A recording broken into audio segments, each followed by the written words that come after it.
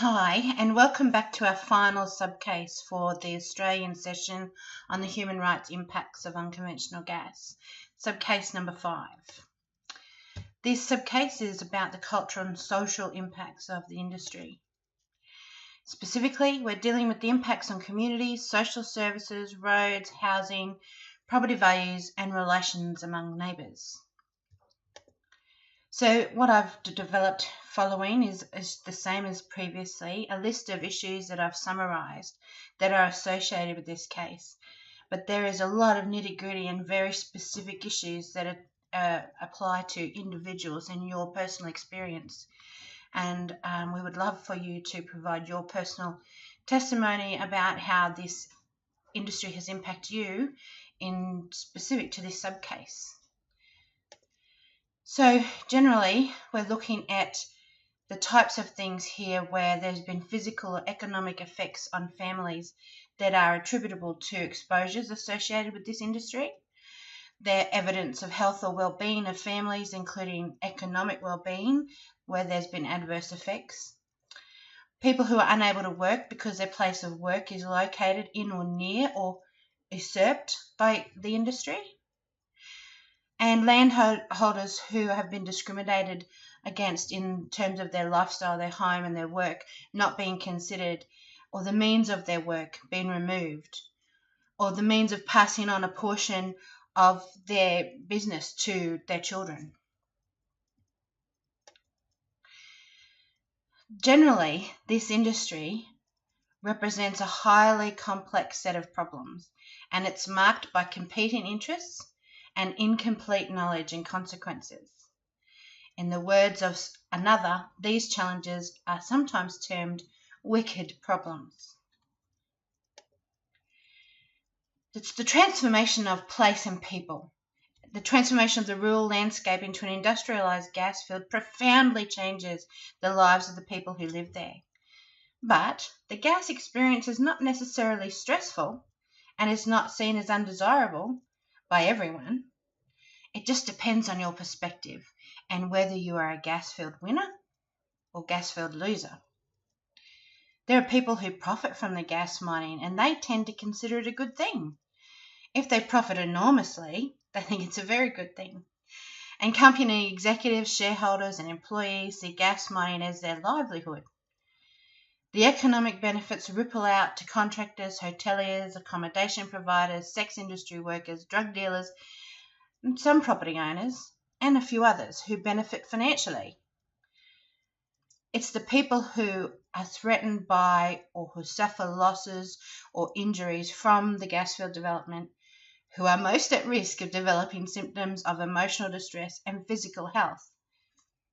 Of course, it is those who are expected to coexist with the industry who are the gas field losers.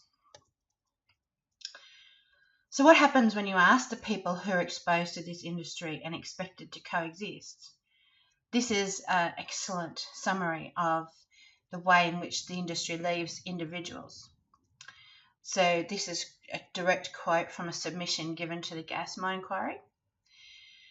We have been forced away from our family life, our recreational life, our business and our farms, as we've been forced to educate and inform ourselves about an industry that's been forced upon us. We've been under unrelenting stress for the past 3 years and it's taken a toll. All members of my immediate family have found it difficult to reconcile our desire for our future in the area with the thought that this industry proceeds, we'll be living in an industrialised wasteland. We've been faced with the heart-wrenching prospects of our young adult children making the unthinkable decision of setting up homes away from this area. We're faced with the stress of not being able to make future financial plans for our farming enterprise and having to put on hold any agricultural development we had planned for. We're faced with the prospect of our farm being devalued, and discussions with local real estate agents have supported this. But when you ask the Office of the Chief Economist in the Australian Government, when they undertook a review of the socio-economic impacts of coal seam gas in Queensland only 10 years after the industry started, being the only research that's been done by the government into the social impacts, The conclusion that what they say is that they made a conscious decision in doing this review not to meet with landholders and community groups. Interesting approach to undertaking a socioeconomic impact assessment.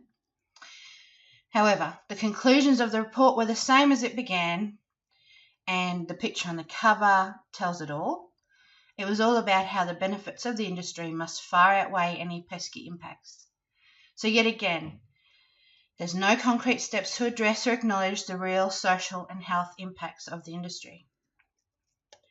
If we go a step further, in fact, look behind the glossy pamphlet with the gas industry shiny pictures through it, we actually look at where this came from. The general principles of a social impact assessment are well known and well established.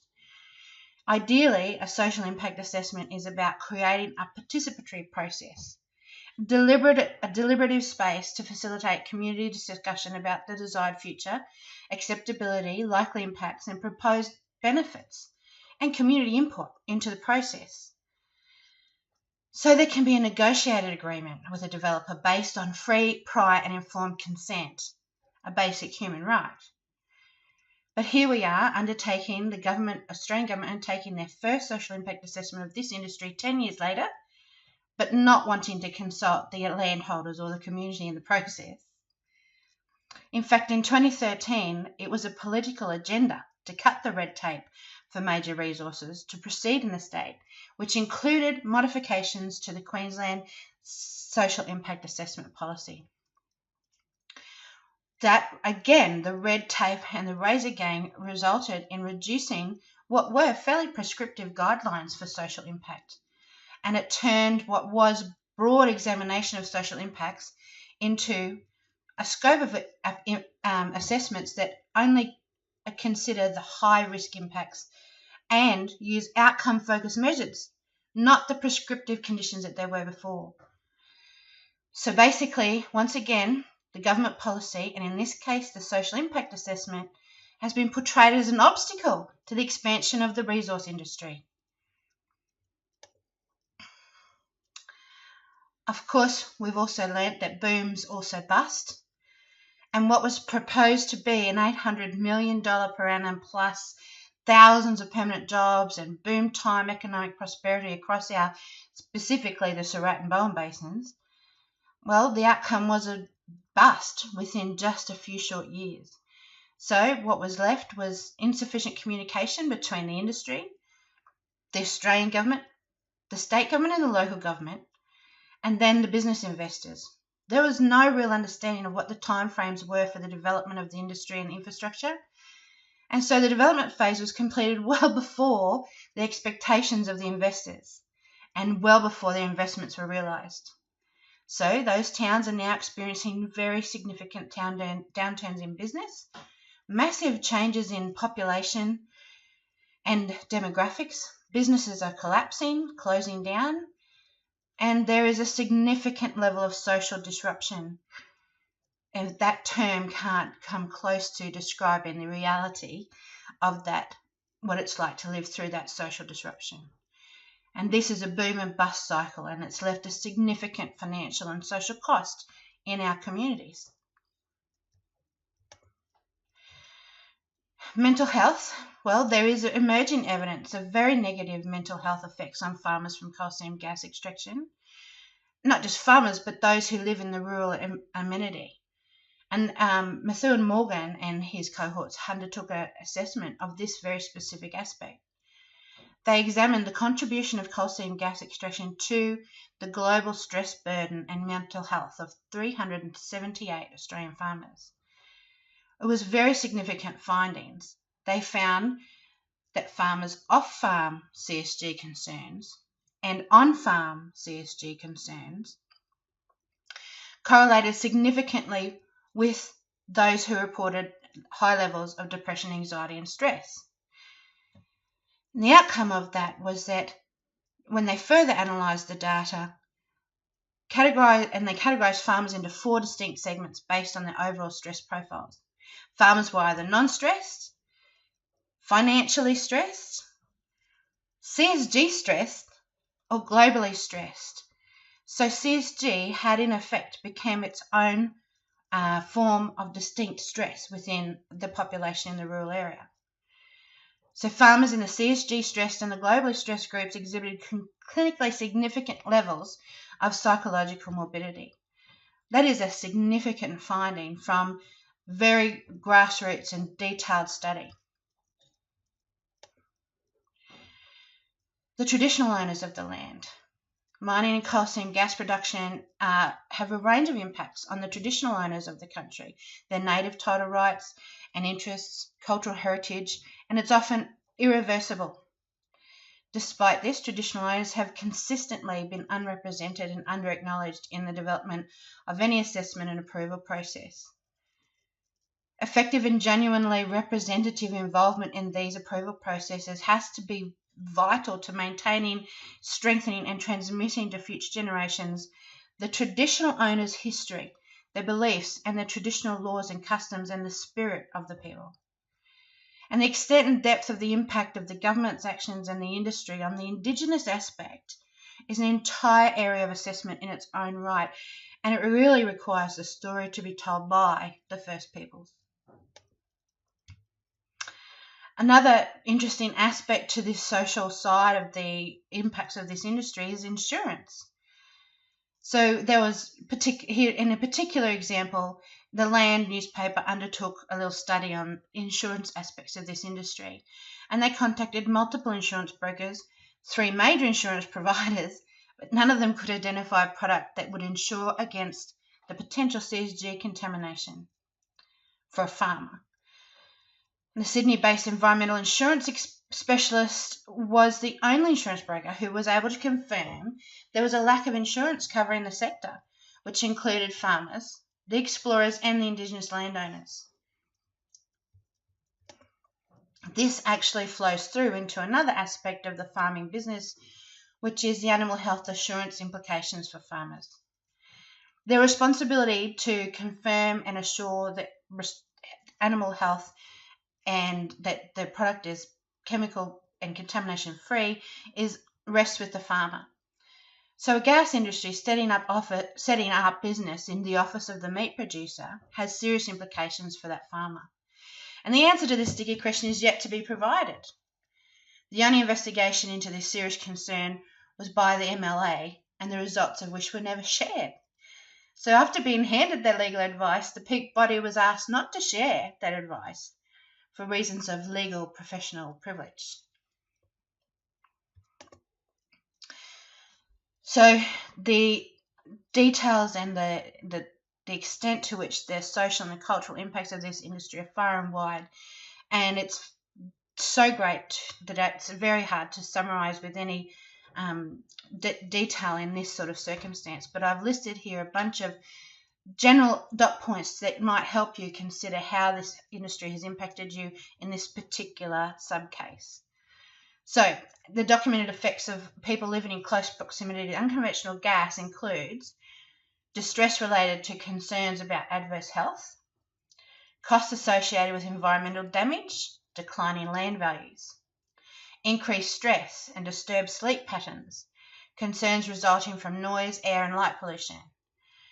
For example, in initial drilling phase, people can be exposed to noise and dust and light pollution for 24 hours a day, 7 days a week. And then there's the re-drilling. They have to come back and re-drill these holes. And industrial noise is known to cause a variety of adverse psychological and physiological effects. The social justice issues where families are forcibly removed from their land or had portions of it taken from them or access forced when drilling activities occur. People having little control over their own destiny, and that's accompanied with financial hardship. There's interruptions to succession family for farming families because of the future uncertainties of how much the property will be developed and what impacts there will be. There's anxiety over the saleability of the farm, with mining either right beside it or on top of it, and the diminishing economic returns. Of course, there's social division and inequality between those who benefit from the industry and those who do not. And again, there's economic impacts into other industries. There's distress and disempowerment related to the imbalance of power and influence that mining companies and individuals and communities over access to information and resources. Significant distress, dislocation, disruption, and loss of place of people who have to leave a farm when the level of industrialisation and pollution make it untenable to live there any longer. The psychosocial and economic impacts on people of the wider community include changes to the way the community is structured, away from a close-knit farming community to a mining community with sudden increases and decreases in the population. Housing shortages, reduced affordability, access to accommodation, unattainable home ownership due to a sudden influx of mining workers, increased road traffic and the resultant accidents due to sudden and significant increases in cars and trucks in the area, an increased demand on the local services, including health services, without a corresponding investment in the infrastructure or the human capital. There's disruption of current land use practices and the local environment through the infrastructure, construction and access. The workforce crisis in farming because of competition from the mining industry. And the distress, disempowerment and grief that's associated with the destruction of a loss of place, as individual families are forced to accept the industrialisation of their landscape with gas wells and other infrastructure. So this is just a brief summary of the basics of the social and cultural impacts of this industry. And we invite you to contact us and provide us with your personal testimony of how this industry has impacted you. Please contact us and we'd be happy to discuss that with you further. Thank you for listening, and I look forward to seeing your contributions.